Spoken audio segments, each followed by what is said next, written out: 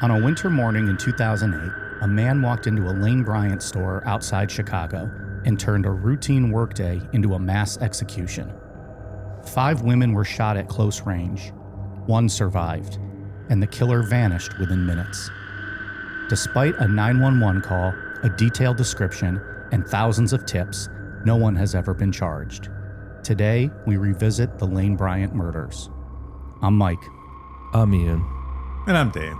If you thought you were safe shopping in a women's clothing store in a shopping center in an upscale, affluent suburb, stick around. The sad fact is, you're just not safe anywhere. This is Necronomipod.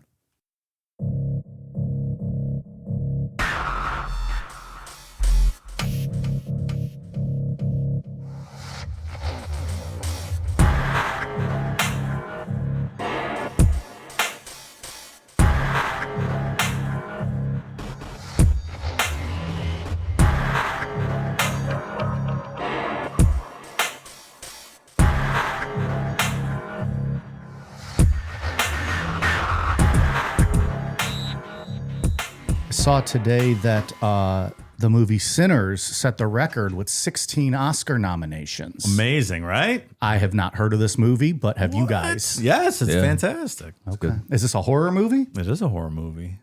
Yeah. So the fact that a horror movie, which gets ignored all the time by the Academy, came out with the most nominations in Oscar history. Pretty fucking amazing. And also, Amy Madigan got nominated for Weapons. Phenomenal. Okay, yeah. For Best Actress? Supporting. Which one? What is Sinners? Is that the one that I walked in your house today and you had the news on? Was that with Michael B. Jordan? Yeah. Yeah. And Haley Steinfeld. Josh's gal. Michael B. Jordan just seems like a really cool dude. He does. Yeah. I've liked him since he did the Creed movies. Oh, yeah. Those were really good. He's got that Idris Elba vibe that he's just like a cool dude. 100%. Used to bang Lori Harvey, our pal Steve Harvey's daughter. Smoke all show. right. That's cool. I don't know what she looks like, but that's all right. I know Dave has always called her a smoke show. I'm not sure I know what she looks like either. Oh, yeah. Hopefully she did not get Steve Harvey's genes.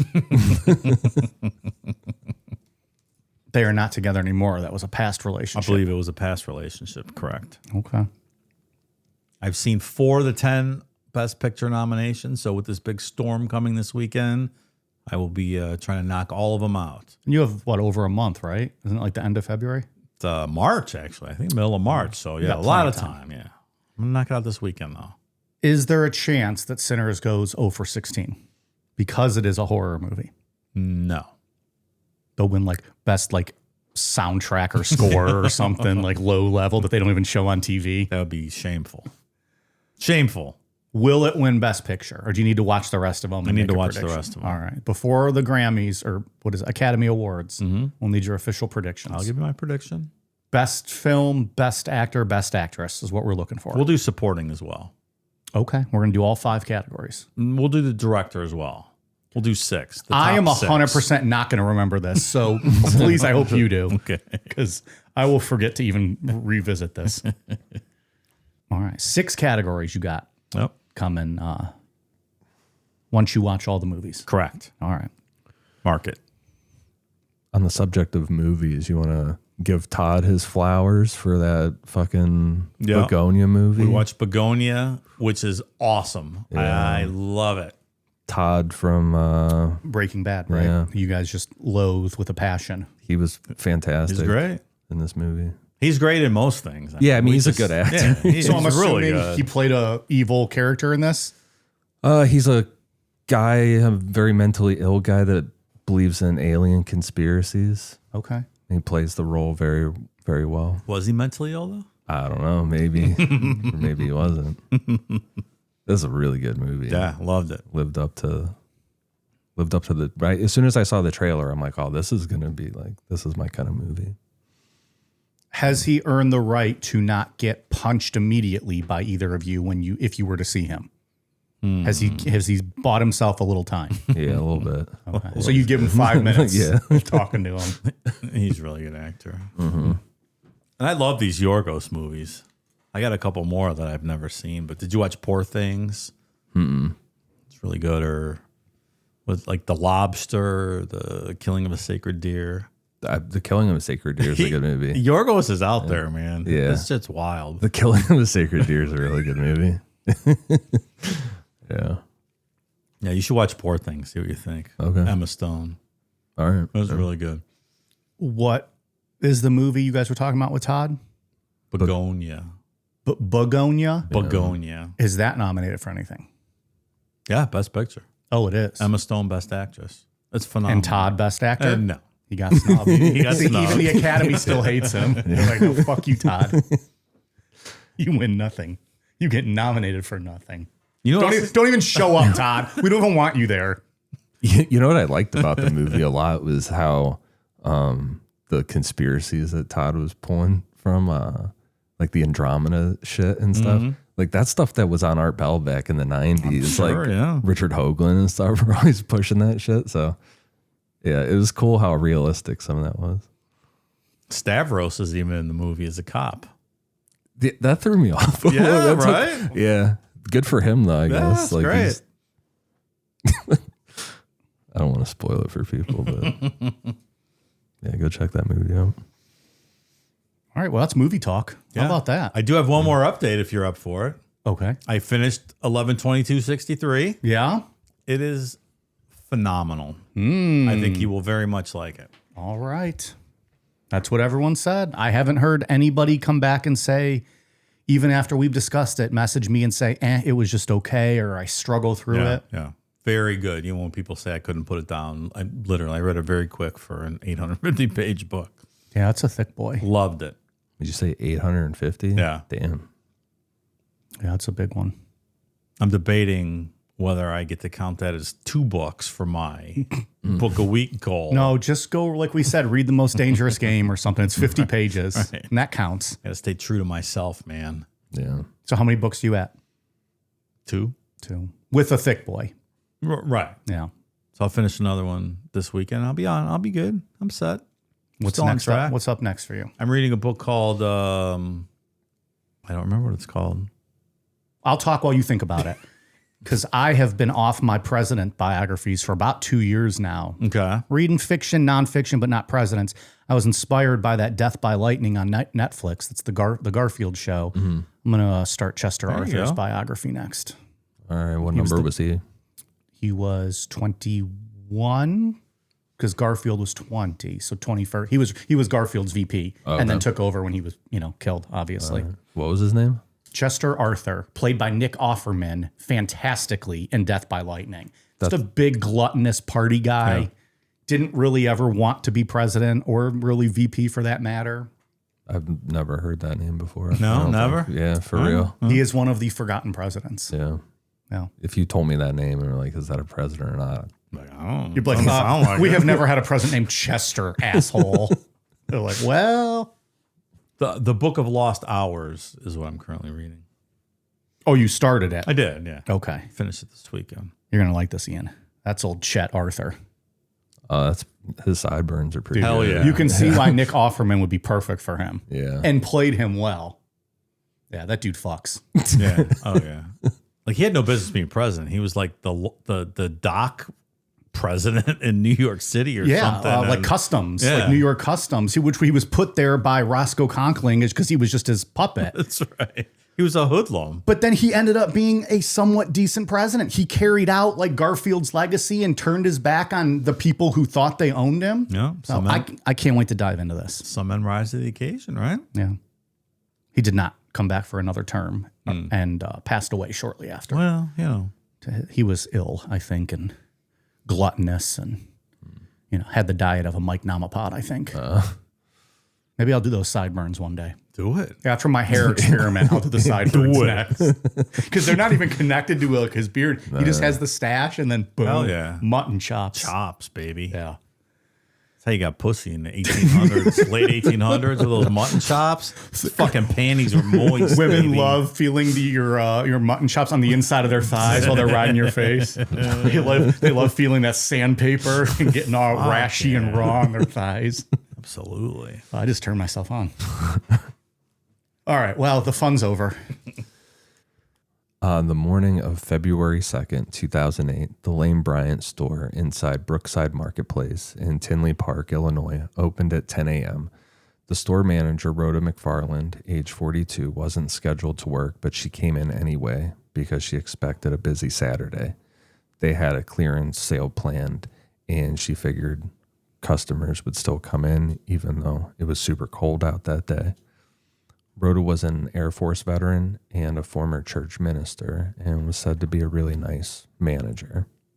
It's a name you don't hear anymore, Rhoda. It wasn't a name I heard 20 minutes ago. Now it's a part of my life. Rhoda. See? Only Rhoda I know is from the show from the 70s. Haven't heard it since. What show is that? Rhoda. It was called Rhoda with Valerie Harper. She was Rhoda. I was not aware of that. Yeah. I know of a Rhoda spelled the same way, but it's pronounced Rhoda or Rada. Rada. Yeah, Rada. Huh. I know Kenny Rhoda, our local Sports guy. talk guy. Yeah. He spells it differently, though. True. Also, it's a last name. True. It's not even close to being the same thing. But I'm going to be all confused. popped to my head. If Ian says Rada at all throughout this show and I don't correct him. Get off his dick about it. Just let him go. You know he means Rhoda McFarland. Working with her that day was a part-time sales associate, a younger woman who had recently joined the staff. Rhoda came in early to get the store ready and help her handle the rush. Like she wasn't going to throw this part-time person to the wolves with it being so busy. Shortly after the store opened, a man came in. He was tall, around 6 feet, with a heavy build and broad shoulders. He looked dressed for the cold, a charcoal gray skull cap pulled low, a dark waist-length jacket, and black jeans with cursive-style embroidery on the back pockets. The man casually said that he had a package to drop off, but Saturdays weren't a normal delivery day for Lane Bryant, so Rhoda didn't buy it. She stepped away and called another Lane Bryant store nearby to ask if anyone had placed a special delivery scheduled for that morning. They said no. There's also the layer of the fact that they had never seen this guy before and he wasn't dressed in delivery clothes. From my experience, one thing in retail is that you get used to the delivery people, whether it be, FedEx or UPS, it's typically the same driver. Yeah. Yeah, because it's their route, right? Yeah. Like I remember back in my high school days working convenience stores. It was the same beer guys coming in doing their inventory. Yeah. There would be the salespeople who'd come in and do the inventory first, and then the delivery guy who'd come in the next week, with the shipments. You knew exactly who they were. You recognized them. Yeah, like when I was at Crocs, the one delivery guy, like when he got a new job or like a new route or something, like it was like a whole thing because he was the dude that, he would, stop and talk shit and whatever. Yeah, right. Also, fuck FedEx, worst company in the world. Always use UPS. Wow, 100% Why? better.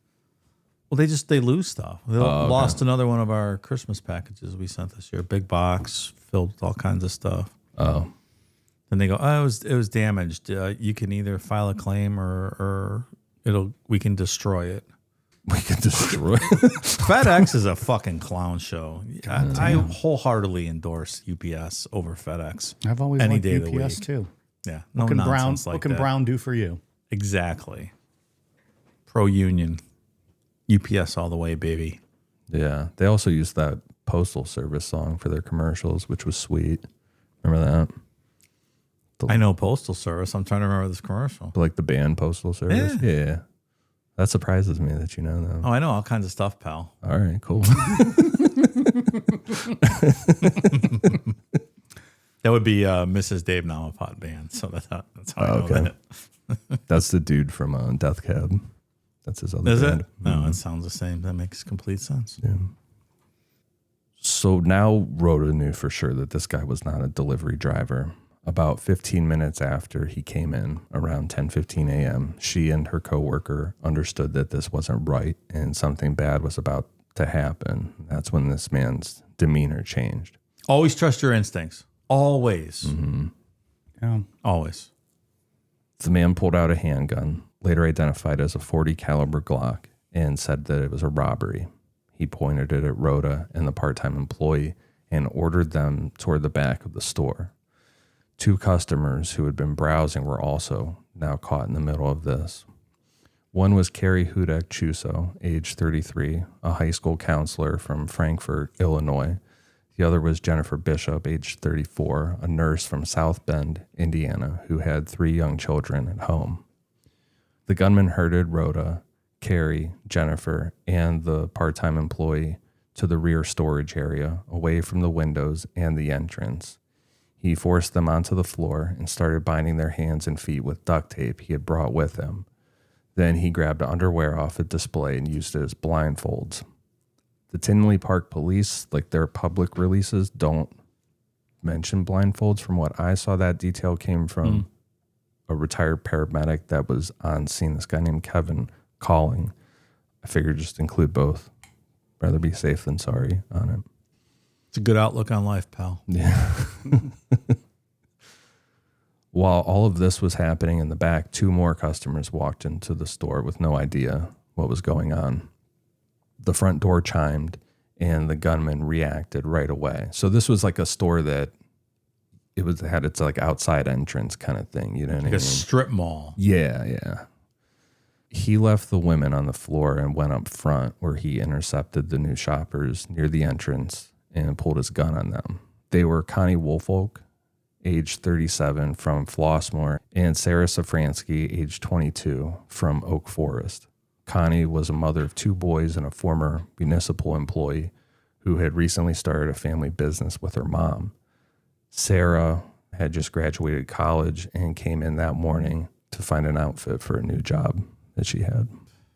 Really one of those cases where it's just wrong place at the wrong time. Yeah. Very much so, man. So random. The gunman forced Connie and Sarah at gunpoint to the back of the store. When they got there, they saw the other 4 women already on the floor, bound. Within minutes, 6 women were being held by this one guy inside what was typically a normal, quiet retail store. In crazy broad daylight, like the place is open, like more people could walk in. Yeah. Makes no sense. Yeah. Logistically or otherwise. He demanded money and valuables, and Rhoda did what she could to comply with him. She opened the register, and the amount of cash in the till wasn't much. It was between $150 and $200. It's not exactly a high value target for cash. It's really not. Not at all. I don't understand this. Make it make sense, pal.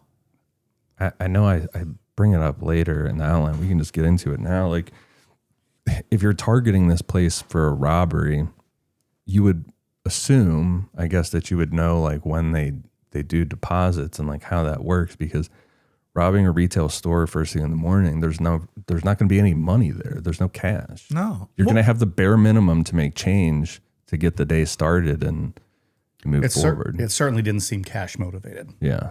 And who shops for clothes with cash anyway? So even if it was a couple hours later, it's going to be minimal at best, right? What year was this? 08? Yeah.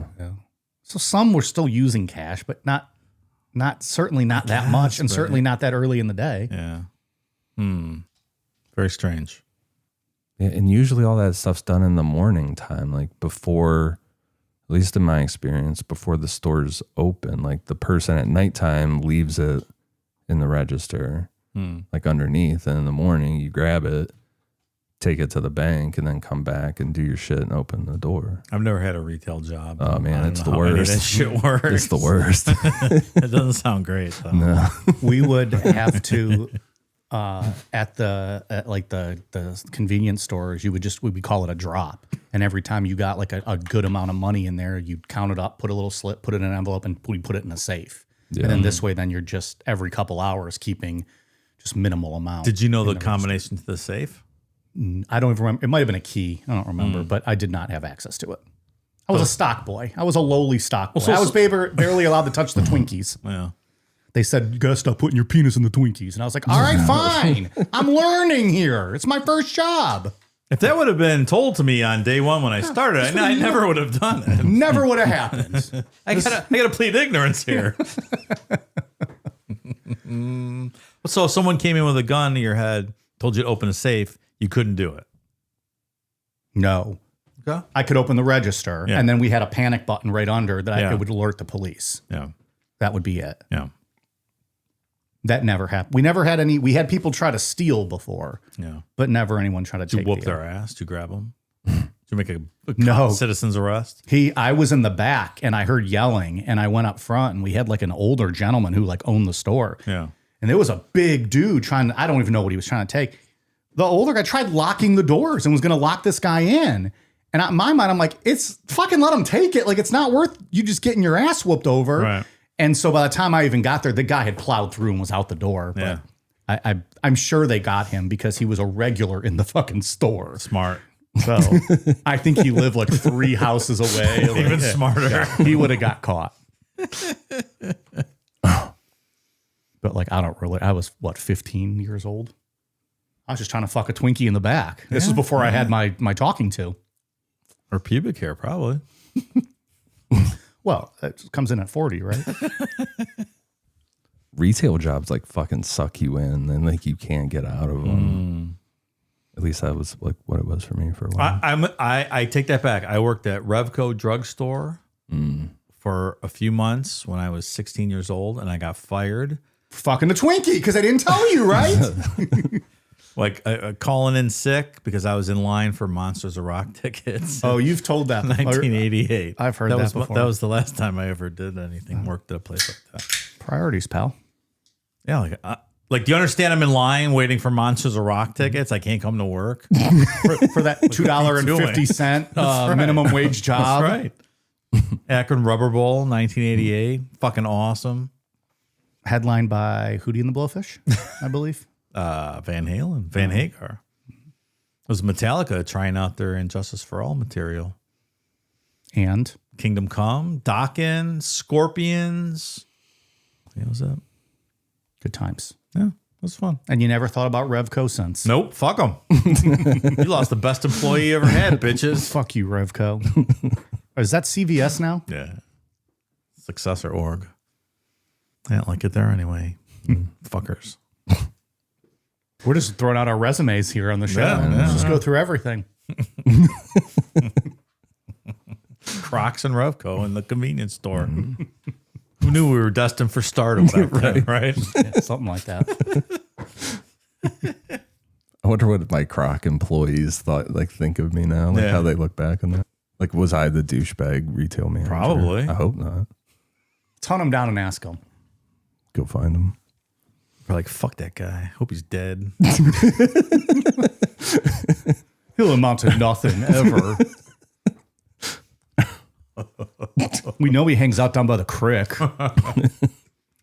Fucking Marvin's better boss than he is. So after getting this little bit of cash out of the register, he went through the women's personal belongings. He took some cash out of their wallets, credit cards, and jewelry. He took rings off of them and other pieces of jewelry. And at least one of the purses was dumped out on the floor while he was searching for anything worth taking.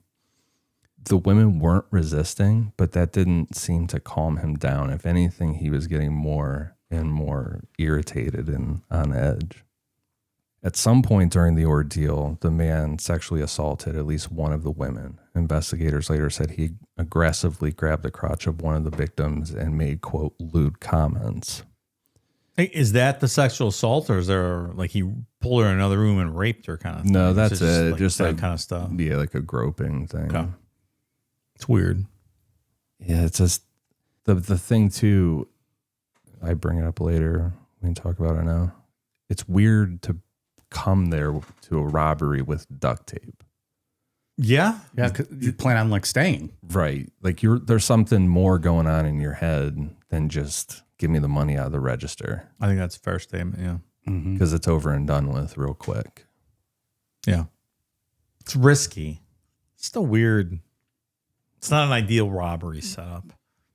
First thing in the morning. Yeah. Granted, I don't know little about robberies, but it doesn't seem great to me. You can go to a gas station that's been open all night that Yeah. people are paying $20 for to fill up or whatever. Exactly. And if you wanted money, you could much easily get it there than a department store or whatever this is, 100%.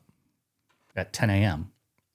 And it's an upscale place too. Right? Yeah.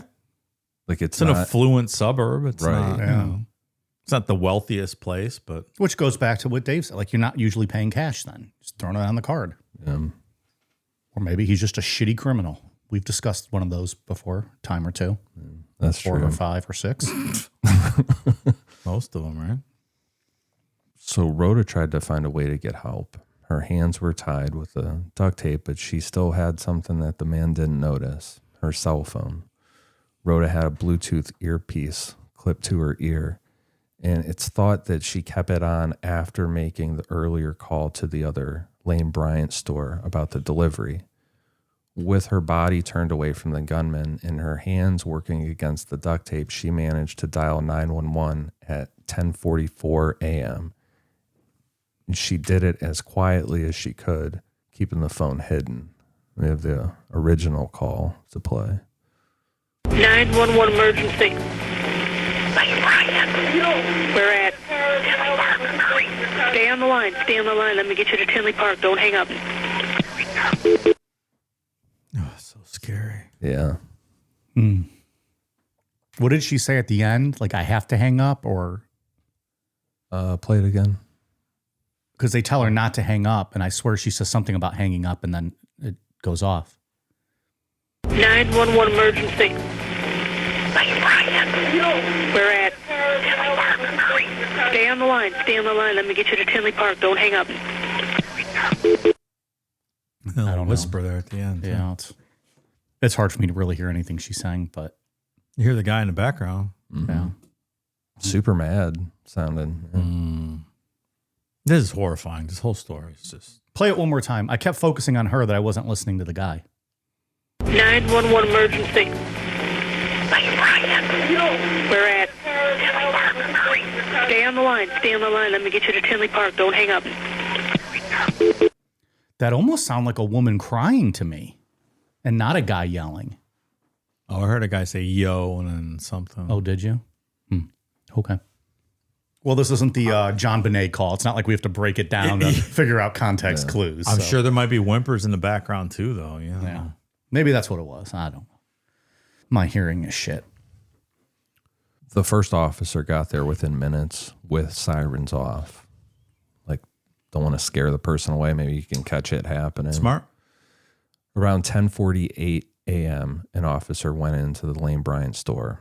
The front sales floor was empty and quiet. He went in the back, and in the storage area, he found multiple women on the floor, bound and shot. 5 of the hostages, Rhoda, Carrie, Jennifer, Connie, and Sarah, each had been shot, close range, a single gunshot wound to the back of the head.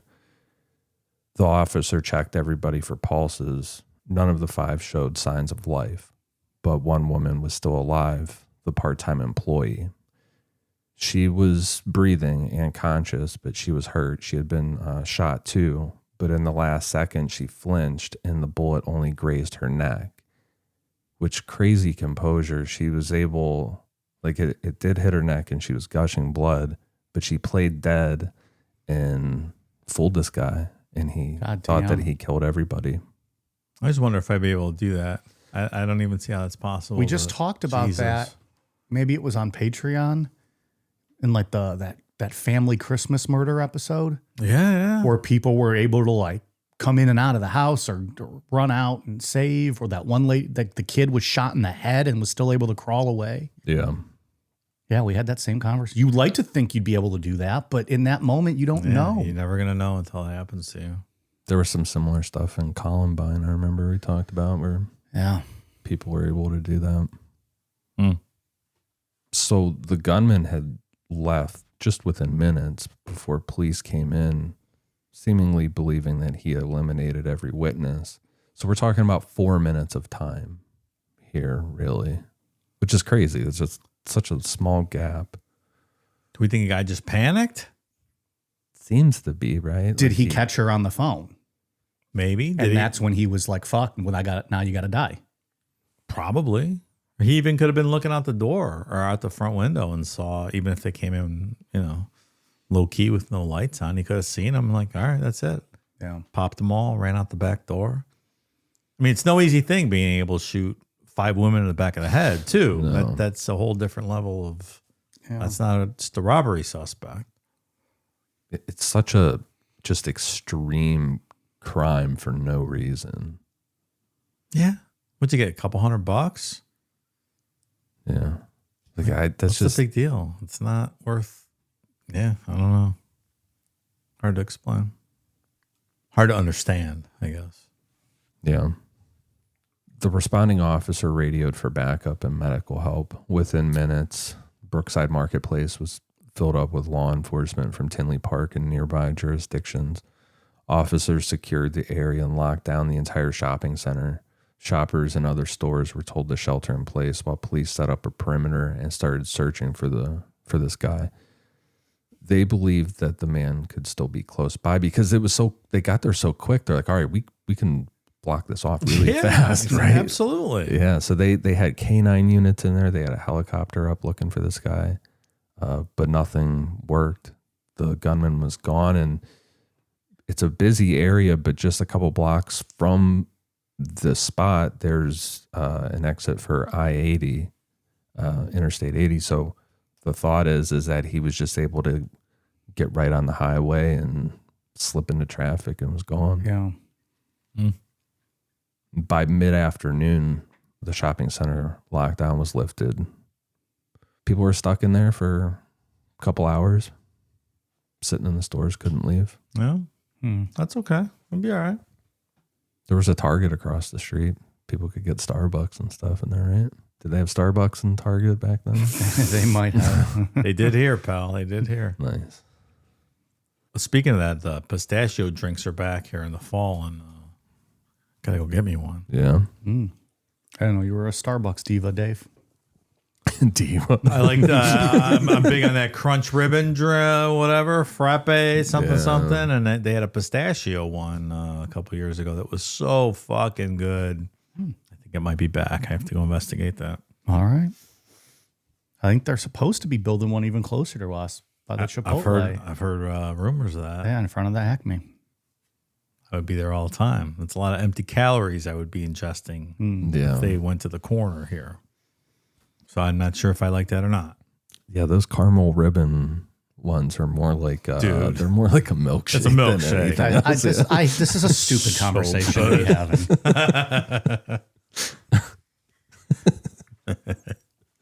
What does a ribbon drink mean? Like, what is that like a series?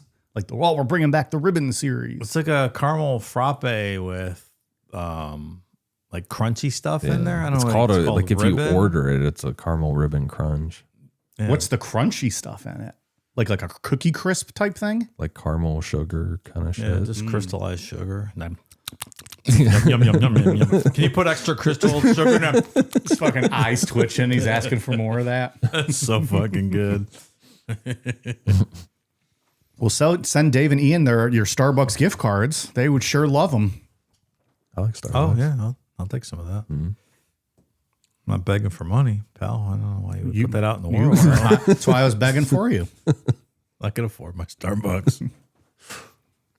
For now, until that one gets near us. That's true. Look, I spent $1,500 at Starbucks last month. It's like Suck your dick for some crunch ribbon. just at that intersection with a sign We'll suck cock for gift card. for a ribbon drink. For that ribbon crunch. Venti only. Is that the big one, Venti? Yeah, but you can get a Trenta. What? That's A even big. Trenta? Yeah. But if I That get sounds ridiculous. if I get a black iced tea from there that I want to last me the whole day, I'll say like, give me a Trenta. Is that extra large? Yeah, Holy shit. I didn't even know that. What kind of word cup existed. does that come in? just a fucking big one. Fucking Trenta cup. Yeah, I guess so. Yeah. I remember it was like years and years ago. I wanted a tea from there, and I was like, they were like, what size you want? I was like, just give me the biggest thing that you have, because I wanted it to last a long time. They're like, oh, we have a Trenta. I'm like, all right. I've never even heard that word. Yeah. So I just asked for it, and they're like, It's okay. a secret menu. Yeah. Is their black iced tea pretty good? Yeah, I like it. I'm a big iced tea guy. I don't think I've ever had it from there. Yeah, it's good. That's all I get. I don't really drink too much coffee anymore. Just plain black iced tea. You don't add anything to it. yeah, nothing. I would like that probably. Ask for a Trenta next time. Get your caramel going ridge to. and crunch in a Trenta. Trenta. You have to open your door to get in the camera and put it through the window. Yes, excuse me. Do you have anything bigger than a Trenta here? Right? They're like, yeah, you just buy the store at this point, pal. You own the franchise. I'm the new owner. Can I get a Trenta Plus, please? Trenta. So the only survivor was taken to the hospital, and she was put under protection. And over the next several hours, crime scene techs recovered spent shell casings from the floor, which confirmed that the weapon was the .40 caliber Glock that we talked about. Fingerprint work turned up at least one latent print on an item that didn't belong to any victim or store employee, and investigators treated it as the killer's. They lifted it and sent it out for expedited analysis. Detectives also collected the blindfolds that were like the ripped up clothing and the bindings, the duct tape, and hoping to get something off of there, some type of touch DNA or other trace evidence. Do you know where they got the print from exactly? I don't. It's just because how many hundreds of people go through there every day? Yeah. I would assume it's from somewhere in the back. You would think. Yeah. Yeah. It just depends on how busy that back hallway is. Like I picture it like a general mall back room or a hallway, you know what I mean? Like the store has its back room, and then there's the like loading hallway outside. Which is where the guy ran out, I assume. Right. So there were two ways out, the front door and that back door that led out. Police found the rear door, that door in the back hallway had been left ajar, which suggested that the man may have left to avoid being seen out front. Yeah, that makes sense. I didn't realize that was the next sentence. But here, that's another kind of weird thing. And I mean, all malls are different, but like the Strongsville one, that's where I spent all my time working, and like a couple other ones I traveled around to. Like those back doors, if you leave them open for like more than 30 seconds, the alarm starts going off like super fucking loud. It should. It's a security breach. Sure. So, yeah, I don't know. I feel like something fucked up here, maybe, or maybe that's a clue with this guy that he knew how to make it not go off. I don't know. Insider in some capacity. That was always the thing when you wanted to smoke a cigarette when you're working by yourself, is you'd have to get somebody from another store to come let you back in. You know what I mean? So you go out the back. You can't leave it open. You can't prop it open because the alarm will go off. So How long do you have? You can't prop it open, hot box that thing in 25 seconds. well, you gotta go outside. I'm trying to take my time. I don't give a fuck. I'm the manager, bitch. I'll smoke whatever I want. He needs a smoke break. And Fuck outta here. His Trenta iced tea. I'm a fucking crock manager. I answer to nobody, bitch. Wonder if Starbucks is going to get pissed at you now because you just broke kayfabe on their Trenta gimmick.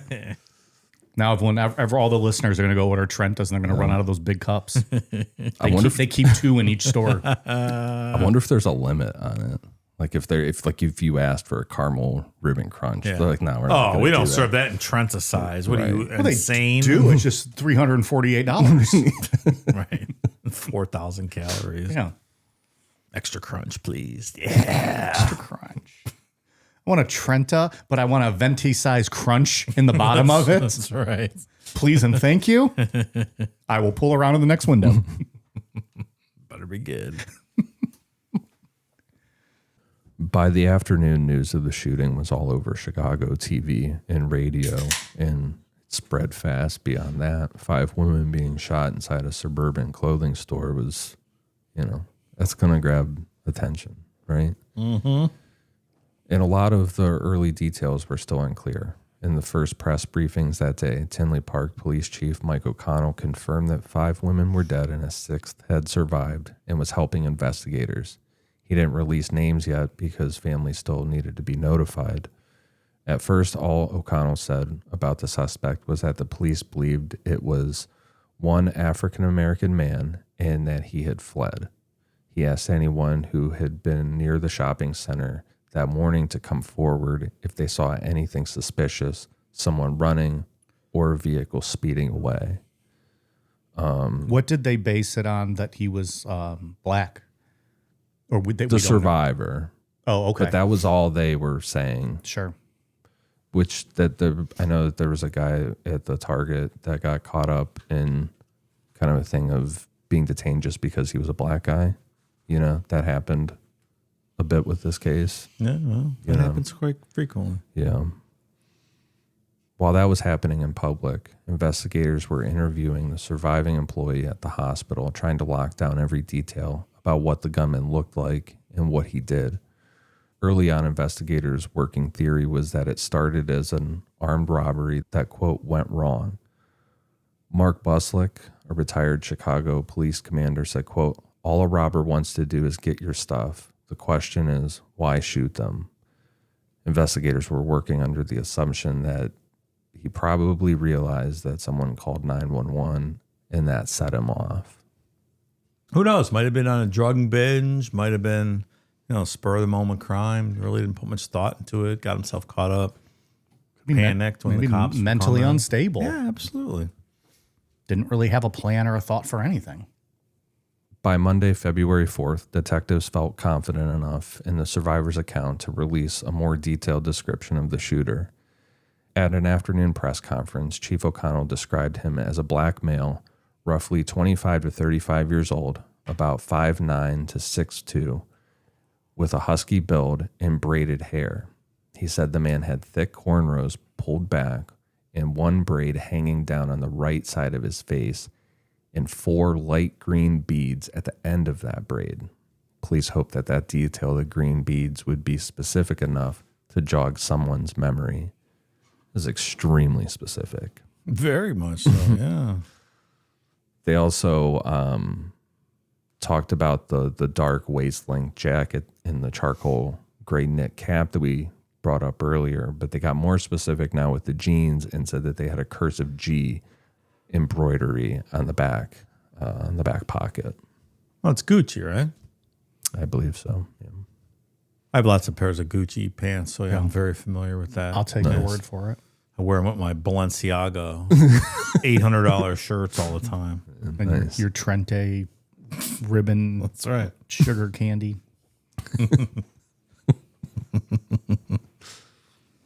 Regarding the latent fingerprint that was recovered from the scene, that was ran through APHIS, the National Fingerprint Database, to see if it matched anyone on record. There wasn't an immediate hit, so either the killer's prints aren't in the system or it wasn't strong enough to produce a definitive match. Or it was an errant print and wasn't his to begin with. Yeah. Detectives were also hoping for usable DNA from things that the gunman handled, like the duct tape, things like that. If he left skin cells or other biological material, the lab could build a DNA profile and then check it against CODIS. That's the big national DNA database. This stuff was already standard in 2008, but newer tools like genealogical matching weren't part of the picture yet. Mike, you leave a lot of biological material all over the world. Do you worry about it being misused or you falsely implicated in things that maybe you didn't have anything to do with? False implications is always a concern, but, I try to follow the straight and narrow and just be a good boy most of the time. That's fantastic. And, they have no reason to come after me. And I'm certainly not in their system as of now. I'm in their wives' systems, but I'm not in their systems. Reproductive system. That's good. Smart, pal. Try to be a good boy. Yeah. Cheers to you. I go to reconciliation every third Saturday of the month. What is that? At the church. Confess my sins. Reconciliation? Yeah. I didn't even know what that's called that. What did you call it? Confession? Confession. Yeah, we call it reconciliation. Really? Confession, penance. Oh, penance, yeah. Yeah.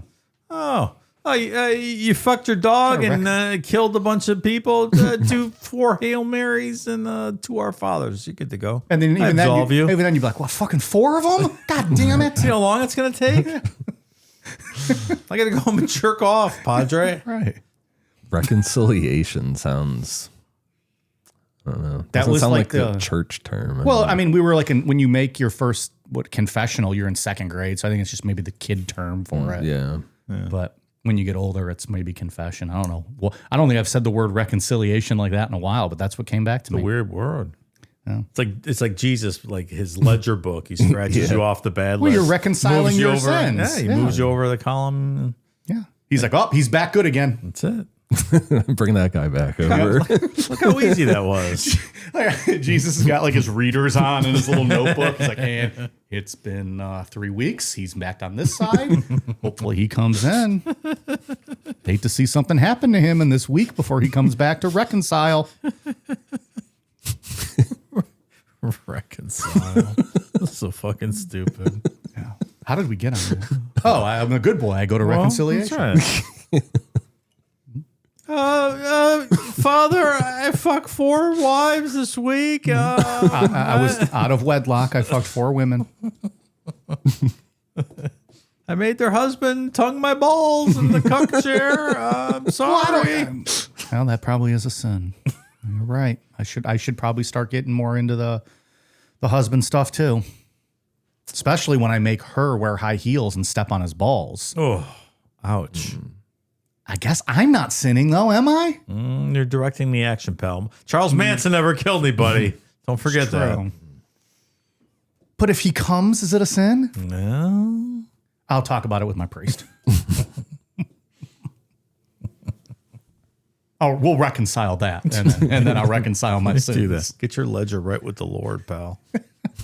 Never know when you might go up to see Jesus. Yeah. I'm going to be on the right side of history there. Mm-hmm. This episode is sponsored by BetterHelp. The old saying, a new year means a new you. But let's simplify it. Why not give 2026 the same you, but less burdened?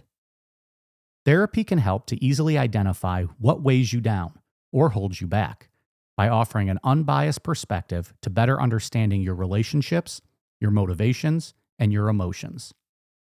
Whether it be constant pressure from work, figuring out how to pay the bills, self-doubt, or even holding yourself to an unrealistic standard, therapy might be just what you need.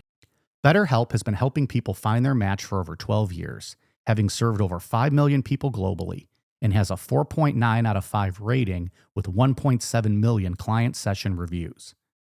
If you're looking for quality, BetterHelp therapists work according to a strict code of conduct and are fully licensed. With over 30,000 therapists, BetterHelp is the world's largest online therapy platform. After filling out a brief questionnaire, you'll be matched with a therapist that is tailored to fulfill your needs. And it's convenient, too. You can join with a therapist at the click of a button, helping fit therapy into your busy life. If you aren't happy with your match, switch to a different therapist at any time from one of their recommendations. So this year, take the burden off. BetterHelp makes it easy to get matched online with a qualified therapist. Sign up and get 10% off at betterhelp.com/necro. That's betterhelp.com/necro. By the end of that first week, investigators worked with a surviving witness to develop a composite sketch of the suspect. And then on February 11th, police released it to the public. Once the sketch was out there, tips started pouring in. There was a lot of wild claims, like people saying it was their ex-boyfriend and all that kind of shit. Every tip had to be logged and checked out, which meant bringing in more people to handle the volume. The South Suburban Major Crimes Task Force came in to help chase down leads and some of the tips that came in from out of state. There were a lot of people brought in and questioned. And I think, I did see some arguments made online about maybe some racial profiling going on with some of the people that were brought in. Mm-hmm. There was one tip on February 13th that a guy who had been previously in trouble for armed robbery, the news ran with it. Like, this guy was in custody. It was like kind of a done deal. And the police had to come out and say, like, no, you guys are reporting wrong. Yeah. Oops. We're only joking. A crucial piece of evidence in this case is the 911 call. Police decided to use it to try and get help from the public. And on February 19th, 2008, they released the audio that we listened to before of Rhoda making that 911 call. Then on February 25th, 2008, they released an enhanced version of that clip that focuses more on the man's voice. I still can't make out too much of a difference, but I downloaded it, so Okay. we have that clip too. Let's play the OG first. And Okay. then we'll do the Here we go. enhanced one. 911 emergency. Lane Bryant. We're at Tinley Park. Hurry. Stay on the line. Stay on the line. Let me get you to Tinley Park. Don't hang up. Here's the enhanced one. 911 emergency.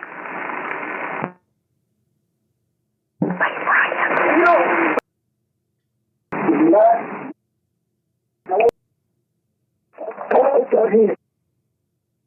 Something to do, huh? What is that? What's that up to? I'm looking at the bullshit.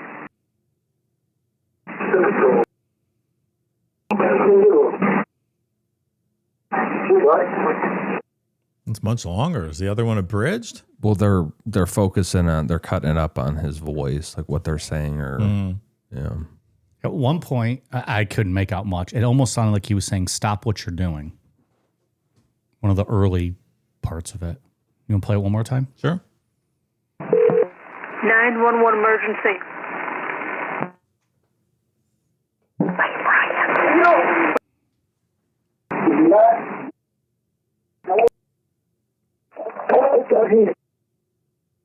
Something to do, huh? What is that? What's that up to? I'm looking at the bullshit.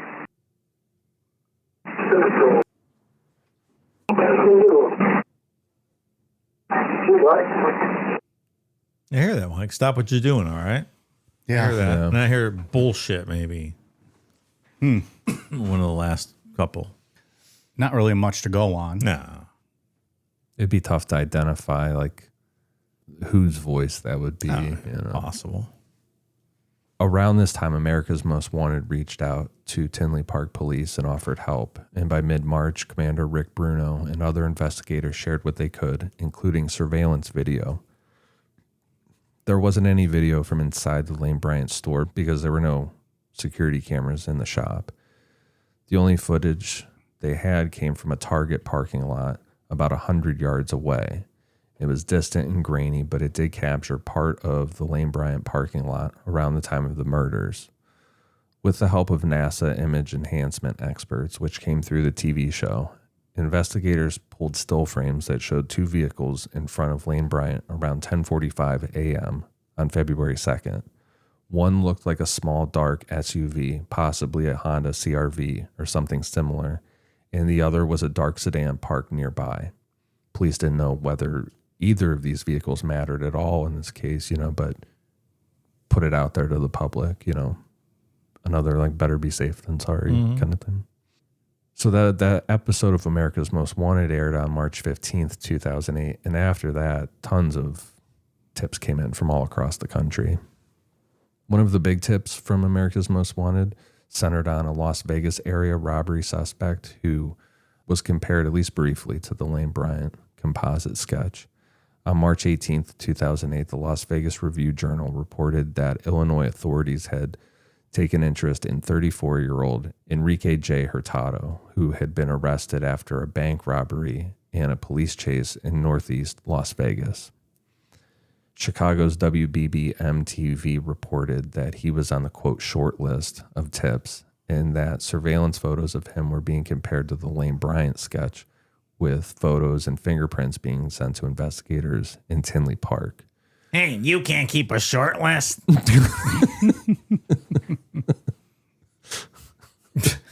That's short phobic. Short things phobic. Heidophobia. Hydophobic. The same report also pointed out a really big issue with this, that the Lane Bryant suspect was described as black while Enrique Hurtado was Hispanic. And there was also differing accounts on whether the suspect were right-handed or left-handed. By the next day, the FBI said that it didn't appear that Hurtado was connected to the Tinley Park killings at all. Like, there was some specific evidence, like this guy was involved in a 7-Eleven robbery in Vegas at the same time. Like, you know what I mean? Like, he couldn't have been the guy. That's a good alibi. I was stealing a Slurpee at the time of the supposed Lane Bryant killing. Yeah. So, shaggy defense. Go ahead. Wasn't me. Yeah, give me my time for the Slurpee, not the 5 murders, please. That's right. Yeah, this guy, he liked robbing places. Well, people have their thing. Yeah. When I was reading the news story about him, he was like, "God damn, dude, you're robbing a lot of places, like 4 or 5 different spots." Robbing ain't easy. Investigators kept pushing and looking for new angles, so they subpoenaed phone records from that morning from the cell phone tower company. Usually we talk about law enforcement wanting like individual suspect records, not a broad thing like this where they just pull everything from the tower. But about an hour before the murders, around 9:45 a.m., a call hit the cell tower near the Lane Bryant store, which what made it interesting was who it appeared to be tied to, someone connected to a church from Rhoda's past. Okay, now we're getting somewhere. This is a very strange detail of this case. It might be overreach, too. I mean, Yeah. a cell tower radius in a small town on Saturday morning where the town coffee shop is, around the block. But we'll see. Yeah. I-80 is right there, too. What is?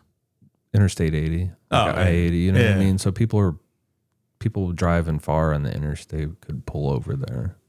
But when you also have no leads, everything becomes a lead. Absolutely, yeah. And I don't know if this is a far reach thing from, like, if this is a reach on law enforcement or not. We've just never talked about like a broad thing like this before where they're like, all right, we want all of it. Right. Yeah, it might be a good catch. Yeah. So remember, Rhoda wasn't just a store manager. She had also been an associate pastor at a church called Embassy Christian Center in Crest Hill, Illinois. She got involved with the church and worked close with people at the top. She started out as the guy in charge of the church as his administrative assistant. And then she got ordained around 2002 and took on youth pastor work while also being described in reporting as an associate pastor. Do you reconcile with those people, Mike, or you got to be a regular pastor? It's got to be a priest who's approved under my pope, not just any pastor off the streets. Associate. Yeah. No. Someone comes up to me and says they're a pastor, I will reconcile your sins. I say, get the fuck out of here. Where's your little box with a curtain in it? This isn't legit.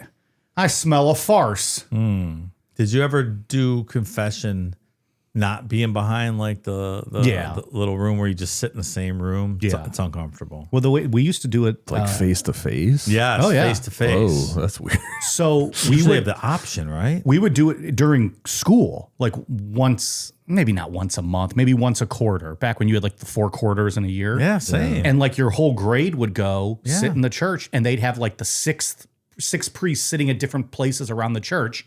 And they'd be like, all right, Mike, you go to this one, you go to this one. Yeah. And they'd just be fucking sitting there like in a chair, and they'll have their little sash on, and they're just sitting there, and you talk to them. About what?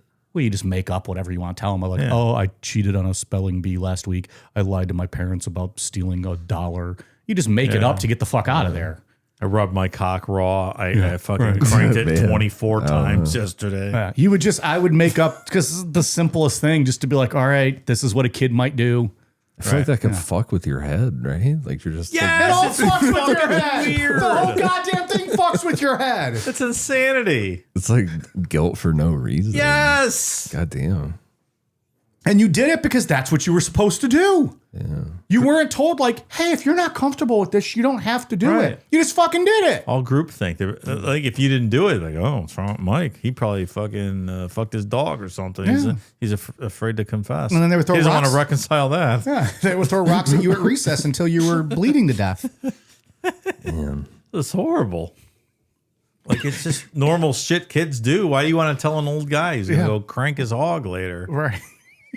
Because the priest wanted to hear it. That's right. That's the rule. That's why it's there. They wanted to fucking jerk off about what you're telling them. Yeah, it's touching my wiener. Doing it face to face that's a different level. It is. Yeah, it's not good. We didn't have to do that like in high school, though. That stopped like in elementary school for me, having to do it. And then I obviously never went back. Yeah. Yeah, behind the thing, you could do voices. You'd be like, yeah, this is Billy Bob, and I fucked up the raccoon. I fucked him in the asshole, and I'll go do my Hail Mary. See you later.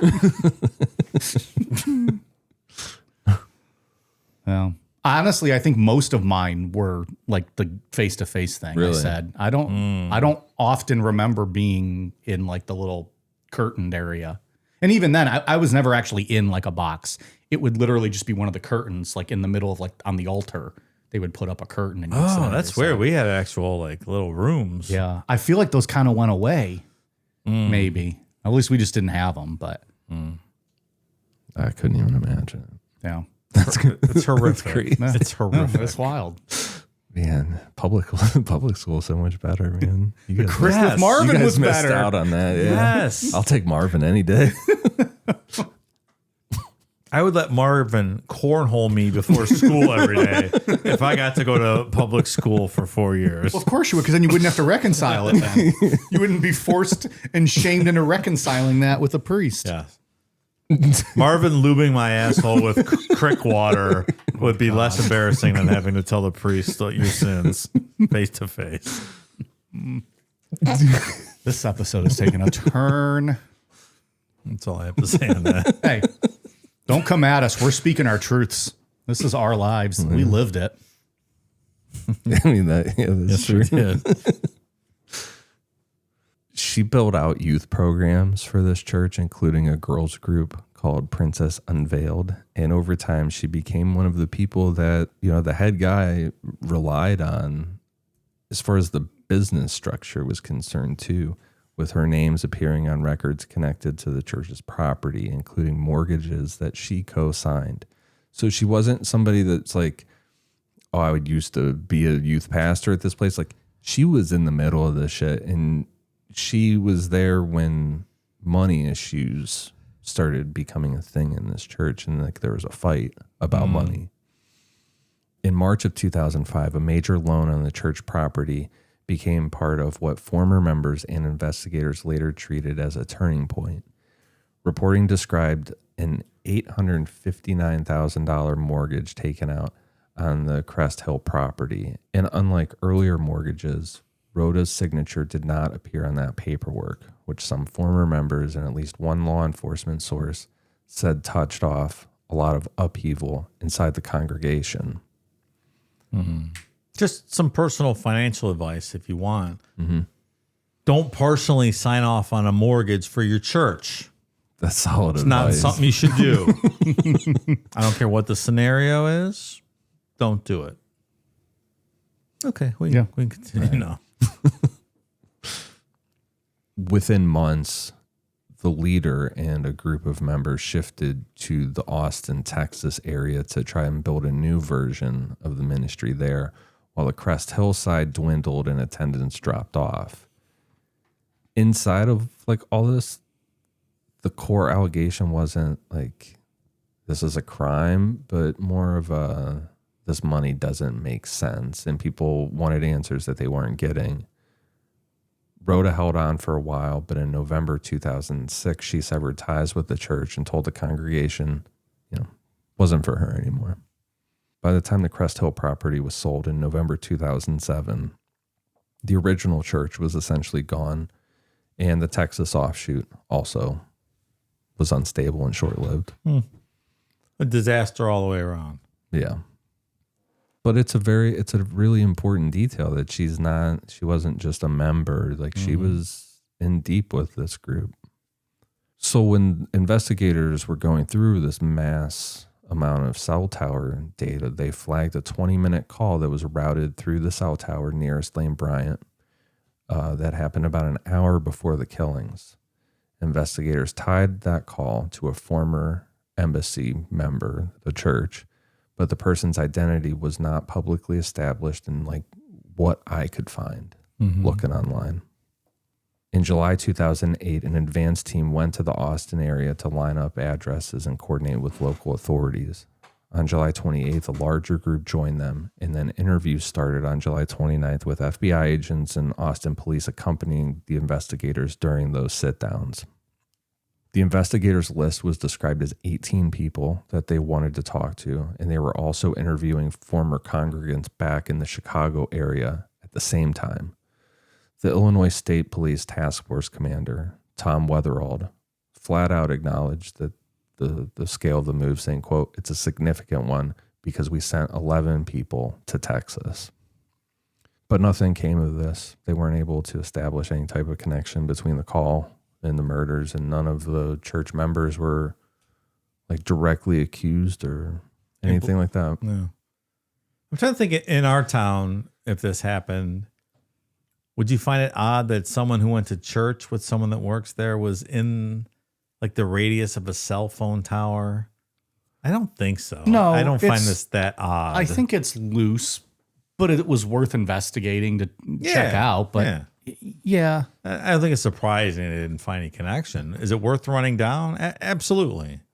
Because that's how you find things sometimes by accident. But Yeah, because I mean, Texas is a long way away from Chicago. yeah. You know what I mean? Like, what are the chances that a phone tied to that church in Texas was where this happened? You know what I mean? Like, that's it's pretty specific. Specific enough that it would definitely like rise to the top of the tips. Yeah. But did they go to Texas after this? Were they in Texas and just visiting back in the hometown? Like, Yeah, that's because these people did have connections there. It's not like there would be absolutely no reason that they should be in the area. yeah. But without That's a knowing good point. what it was, you're never going to know for sure. But, Yeah. But yeah, absolutely run that down for sure. Or is this someone that was in town when this murders happened and then went to the church in Texas? So, they didn't release enough information to put the whole picture together, right? Yeah. Over the next several years, major developments in the case were few and far between. But behind the scenes, Detective Ray Violetto, who was assigned to the case on February 5th, 2008, just days after the murders, kept working on it relentlessly. Violetto became the lead investigator, and for a long time, it was basically the only case that he ever worked on. He stayed in regular contact with the victims' families, updating them at least once a year or whenever there was real news. He also stayed in touch with the one surviving victim who moved on with her life, staying anonymous. Her name has never been made public, and Violetto worked very hard to protect her identity, her privacy for all these years. So top tier police work. I feel like that's really hard to do nowadays. Yeah, good for them, man. That's awesome. I'm going to assume some serious PTSD and trauma in that victim. That is an unbelievable thing to have gone through, but it's unimaginable. Also, Ray Violetto, Ray Biondi. If you're Ray, you're cut out for police work. You should just stop everything and go be a cop. Yeah, you're one of the good ones. Violetto kept binders and binders of case material. By 2017, more than 7,000 tips had been compiled. He said, quote, "It's a very large case to manage all the evidence." And he described how he and Detective Tim Polis worked through tips and evidence piece by piece. He compared it to a giant jigsaw puzzle with one crucial piece of evidence missing. In 2018, Violetto said, quote, "After a decade investigating the shooting, I have a lot of pieces of the puzzle. I believe uncovering that final piece could lead to an arrest." It's worth pointing out, too, from what I saw reported in like the local news in some of those reports, that there's evidence that they have kept behind the scenes. Like they haven't released to the public to be able to rule out, people making false confessions and shit like that. Good. In a lot of instances, time can hurt cases like this, but now with technology, and especially genealogical stuff, just opens more doors for, potential to solve this stuff. In the year since 2008, forensic science has changed a lot, and Detective Violetto's team went back to older evidence using newer methods. They haven't said whether or not that, like at least publicly, that if they have a usable DNA profile from this case, but they have suggested that forensic advances give them hope. So maybe they do have something. Violetto put it this way, quote, "The march of time can indirectly help detectives," and he said staying current on evolving investigative tools was important for, quote, "moving the case forward." One example of bringing in outside expertise happened in late 2016, which I like this, that this guy is not doing the whole, like, I'll figure this out without the help of anybody else. Yeah. Like, he's more than Very happy proactive, yeah. He's doing everything the right way. Right. In November 2016, Violetto's team went to Philadelphia to present the case to the Vidocq Society. The Vidocq Society is an invitation-only group made up of veteran detectives, FBI profilers, forensic experts, and other investigators who meet to review cold cases. In a confidential setting, Violetto walked them through the evidence and everything that the police had done so far, hoping, they would spot something new or suggest a different approach. The Vidocq members don't take over cases or run investigations themselves. They just listen and give feedback. In this case, Violetto said that their feedback was helpful. The group told him that the police had been thorough and were on the right track, and they did make some suggestions. Violetto said that the trip helped reinvigorate the investigation and gave his team more confidence that this case could be solved. But of course, he can't give specifics of what was discussed in a meeting like that. On the 10th anniversary, a memorial service was held at a local church, and that same week, Tinley Park police made another public push for leads.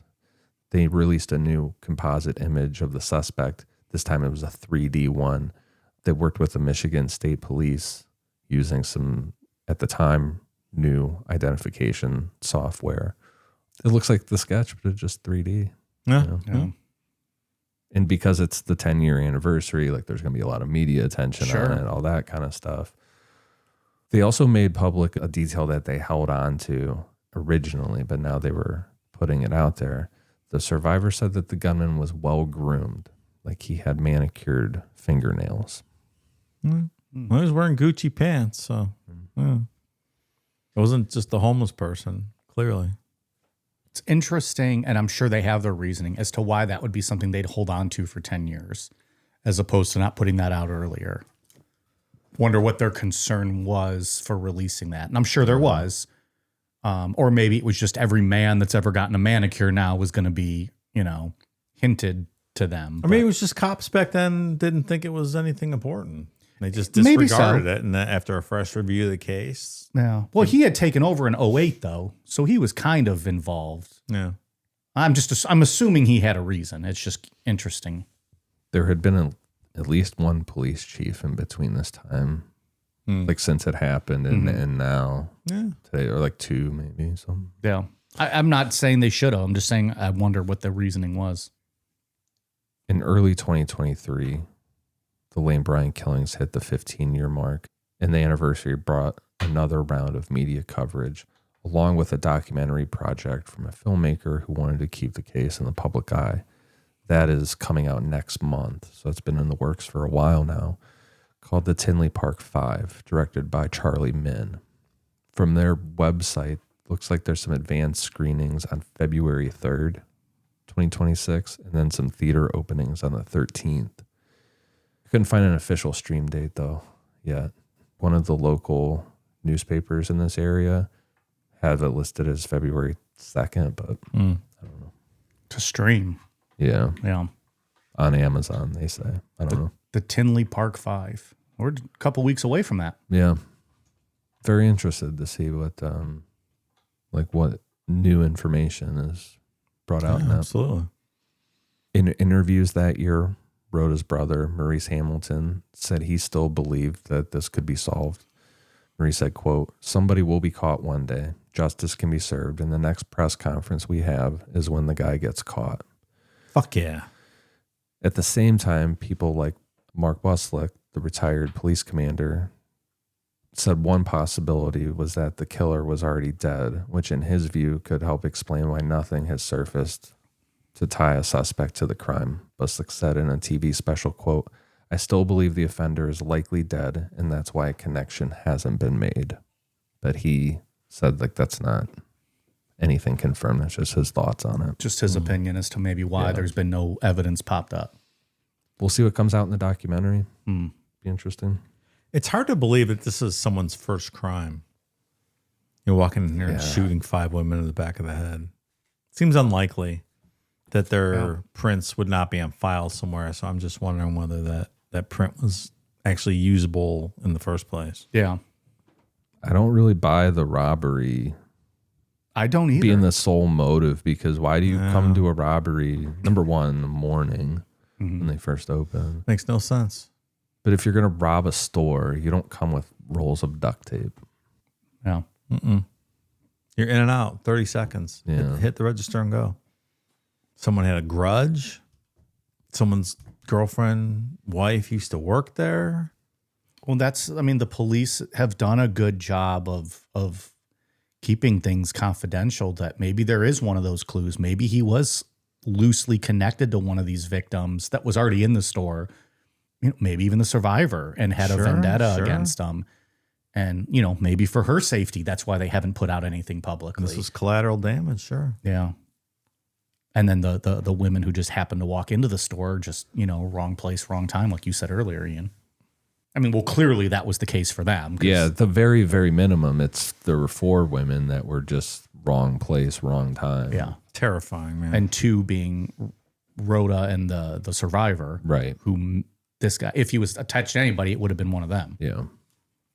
I don't know, man. Maybe I've said this before on the show. I know I said it to my wife before, but like, I'm always looking around at people.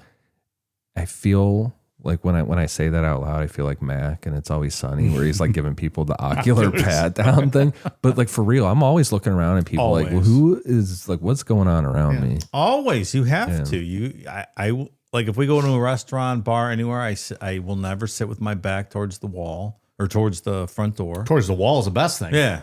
Always back towards the wall. That back corner so I can seat. see the front door, what's going on. Always, you have to. Yeah. You got to have your head on a swivel, and you got to be aware of what's going around.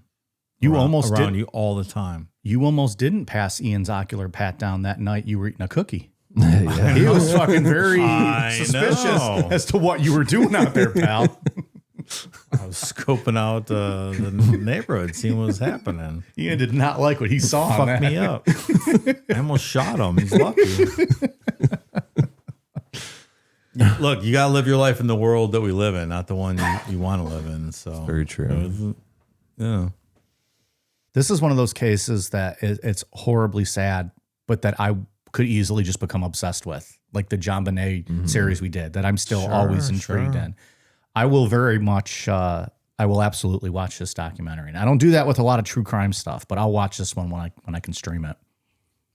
It's just that unsolved nature makes it, really interesting. And especially in like such a small window of time, like the odds of being able to just Slip away. Yeah.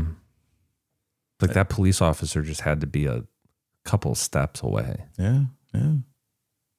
It's stories like this that make me want to have a gun with me at all times.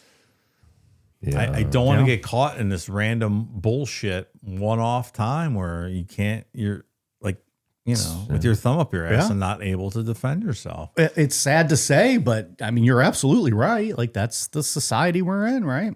Like, I want to go down fighting, man. I don't want some punk zip tying me and shoot me in the head without having a fighting chance. The only reason I don't have a gun is because of my sleepwalking history, and That's probably smart foresight by you. and it was crazy, for a while. I haven't had the sleepwalking in a long time, but it still just makes me nervous that there was a point in time where I would do fucking wild shit while I was sleeping, and even with like a thumbprint safe, whatever, it still makes me a little nervous, but.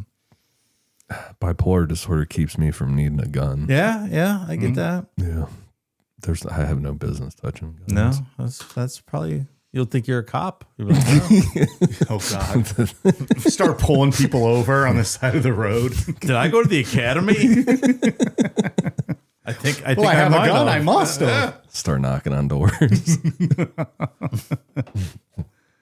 Have you seen any cryptids in the neighborhood?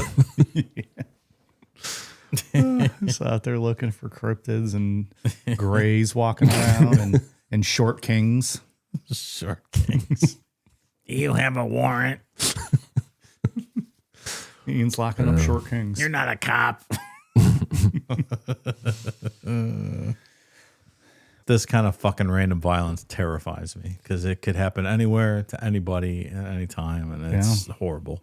It's so unneeded in this case. You know, this was Even if you this got didn't caught, need to happen. yeah. Even if you got caught, you robbery, whatever. What are you gonna do? 18 months in prison is worth fucking killing 5 women over it? Crazy. It's a complete lack of respect for life whatsoever. The hairstyle of having a braid hanging down with 4 green beads on it is so specific. I feel that there is somebody out there that knows who did this. I feel. If the tip just got to the right person. Or do you mean someone in like a position of authority, but they haven't been able to like Violetta said, that missing that one puzzle piece? I just mean like this was such a big case in the media at the time that if somebody said like, oh, like that person, I just feel like you would have a friend, right? If it was somebody from that area, I guess. It's pretty close to Gary, Indiana, which is, murder capital of the country at one point. Is a Not too far. Right Pretty down sure 80. When I was younger, I played a hockey tournament there. Did you? Actually, I think Fort Wayne. I think Gary also. Maybe. That could just be made up in my mind, but that sounds like something I did. There's a person on TikTok that goes to very dangerous places. They went to Gary, Indiana. Like I live vicariously through this person. They go to all these scary places. I'll take you to East Cleveland if you want to go. All right. If we go in in the morning, you're fine. Okay. 10, 11. I used to work over Well, this there. guy goes at nighttime, so it's super scary. Oh, no, I ain't doing that. Fuck that. Nope. I will tell you, I had a hotel reservation in Hammond, Indiana, which is down the road from Gary on my way to Chicago one I time. know Hammond. And we went in there to check in late at night just because we were coming late and didn't have time. We were like going on our way to Chicago. And there was bulletproof glass but at the hotel there. And I said, I think we're going to cancel our reservation. We're going to Chicago right now. We drove through to Chicago, the extra whatever time it was. What, 4 hours maybe? No, it's only like an hour away. I don't remember the exact. Why are you stopping? I don't remember exactly, but I said I am not staying in this place. And yeah. bulletproof glass, rough area. It's not that rough. I came up in Gary. There was lots of children. I love the children. I forgot he was from there. Yeah, I always forget that too. Papa Joe raised us in the Gary. So it's such a fucking random place for Michael Jackson. Gary, Indiana. It's where the King of Pop's from. It's his birthplace. Where's Steve Harvey from? It's not East Cleveland, is it? Somewhere east side. Yeah, I can't. Euclid, right? Maybe Didn't he go to- Euclid. Is that what it is? East side of Cleveland somewhere. And then the Kelsey brothers are Cleveland Heights, Mm-hmm. which is East Side. You just want to smell his dick, probably, huh? Who's that? Kelsey. No, come on. I have no interest in that. You know my thoughts on that whole thing. You come to Gary. It's beautiful. Lots of children. Harvey was Cleveland East 112th. Okay. So it's Cleveland. He went to Glenville. All right. Why did I think Euclid? I don't know, man. Well, it's over east over there. So I guess that is just technically Cleveland. Our friend, our mutual friend who likes those hairy beavers, he's from Euclid. Maybe that's what you were thinking of. Maybe that's I was it. born in Euclid Hospital. I think I knew that. I think you mentioned that before. Yeah, I lived my first year of my life in Euclid. Oh, all right. Trying to claim credit for Steve Harvey over there. Yeah, right. Hometown That's probably brothers. why I did it. All right. Well, we'll watch this documentary and see what. I wonder what kind of access this director was given. Yeah, like I wonder if you're going to hear from the survivor at all, if she talks with like a, behind a curtain kind of thing. be interesting. That is so scary what that girl went through. My God. It's so crazy that this guy got away with this, at least so far. It is, right? Yeah. Well, any final other thoughts on this one? Ian, anything else from your research? Or No, nothing else. about covered it? Okay. Well, let's get on to Patreon. Dave, what do you got for us? Well, We really need to get Antoine on the, You really on the should. sound clip on the board. well. We've mentioned it before.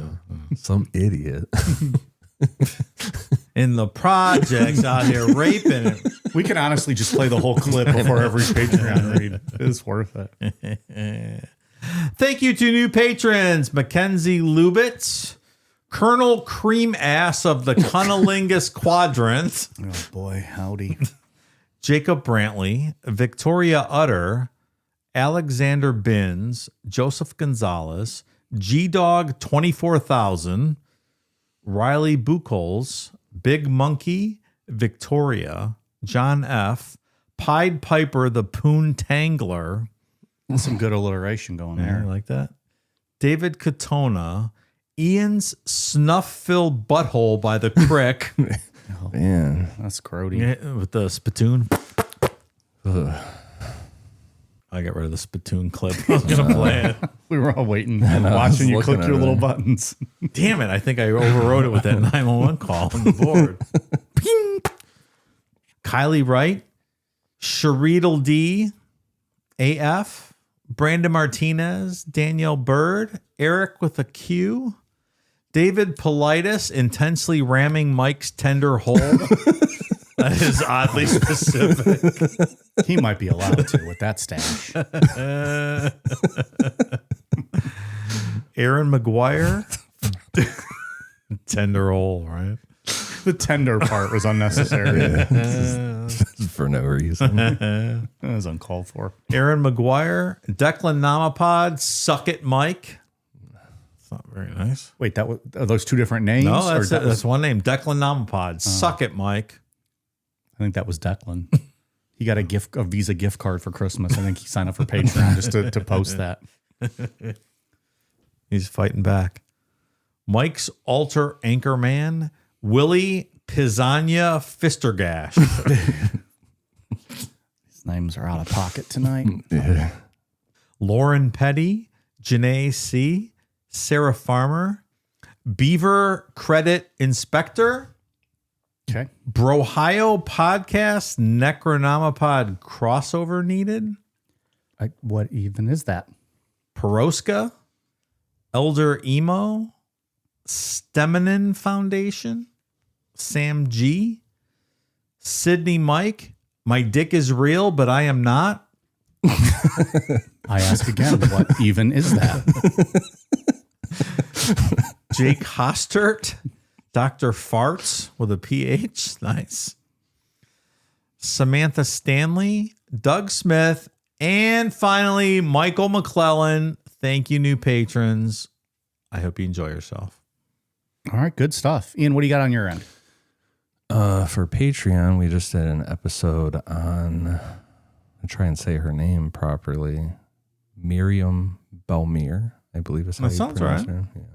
She was a French lady. Oui, oui. Yeah, got abducted by aliens back in the 1980s.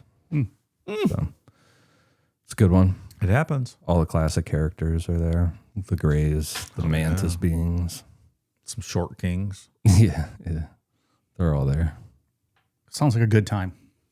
Yeah, and then later next week on the 31st, I'm going to do a stream where it's like just like a live research kind of thing, I guess. That's bold. Yeah, it is bold. We'll see what happens. I had the idea when the Epstein files dropped to like do some type of like go through the files on the stream or something like that. But I got this girl that was murdered. Let's see, what's her name? Megan McDonald. I got a 17-page felony complaint related to her case. So we're gonna go through that, and I'm gonna have other files on hand but I don't know anything about it. We're just Okay. gonna jump in and Just in real time, huh? I'm just gonna talk to the chat, and then people can throw shit in there if they want. That's the Art Bell tier on Patreon. Yeah, I think people will enjoy that. yeah. We'll see how it goes. When is that? January 31st. So that's But it's a Saturday. Saturday night, and you'll probably post a time when you get closer to it. 8 p.m. 8 p.m. Eastern. Eastern Standard Time. If you live in Central Time Zone, that's 7 o'clock. Mountain Time Zone, that's 6 o'clock. Pacific Time Zone, that's 5 o'clock. Look it up ahead of time, 8 o'clock Eastern Standard Time. Saturday, January 31st. Ian's live. Yeah. Going through a case. Wow, you just did that conversion off the top of your head without any Yes. conversion charts. A lot of people have trouble. It's literally just With 1 that. hour backwards till you get to California. Till you get to California. It's just Google it. Ask ChatGPT. Yeah. If you could literally punch in, what is my local time when it is 8 p.m. Eastern Standard Time, and it will tell you. There's some variations across the country during daylight savings time. Though. Yeah, People well, that they're don't on their celebrate. own. They have, like if you're in, what is it, Arizona, New Mexico? I think- Pockets of Indiana, I think. Yeah, that don't celebrate daylight local savings. rules may apply. Yeah. Just click that refresh button on Patreon. Have your notifications turned on. Conversion statements are for entertainment purposes only and may not reflect the actual times. It's also January, which means it's wrestling show time. Yeah. We're going to do a fun one. A very androgynous episode. It's going to be a good one. Love androgyny. Let's go. Dave has all their albums. Yeah, I'm excited for this one. I'm excited to talk about his valet, his second valet. Yeah. That'll be good. All right, Dave, what else on your end? I have a couple of overdue Christmas gift shout outs that we're just getting to. People sent us some nice gifts for the holidays and just want to acknowledge our pals Sarah and Allie, the Nebraska girls, sent us this big box of Nebraska stuff. Avenged Sevenfold shirts, Zach Baggins shirt, ICP shirts, DoorDash gift certificates, all kinds of stuff. Some Pokemon cards. Some Pokemon cards. Girls, thank you so much. Very kind of you. Unnecessary, but thank you. Smorgasbord of all the good things in life. Yes. ICP, DoorDash, Zach Baggins, That guy. Pokemon. and Pokemon. So thank you, ladies. And also Lauren sent us a serial killer quilt, hand stitched. This thing's fucking unbelievable. This big quilt with like hand stitched pictures of various serial killers. really awesome. And it is unbelievably cool. So Lauren, thank you very much. Super cool. Well done. Well done indeed. Anything else? That's all I have. Yeah. All right. We are on Twitter, Facebook, Instagram, YouTube at Necronomipod, Patreon.com/Necronomipod, Amazon.com. Search Necronomipod for all of our merch and Necronomipod.com. All right, you guys ready for the cool down beer? Cheers.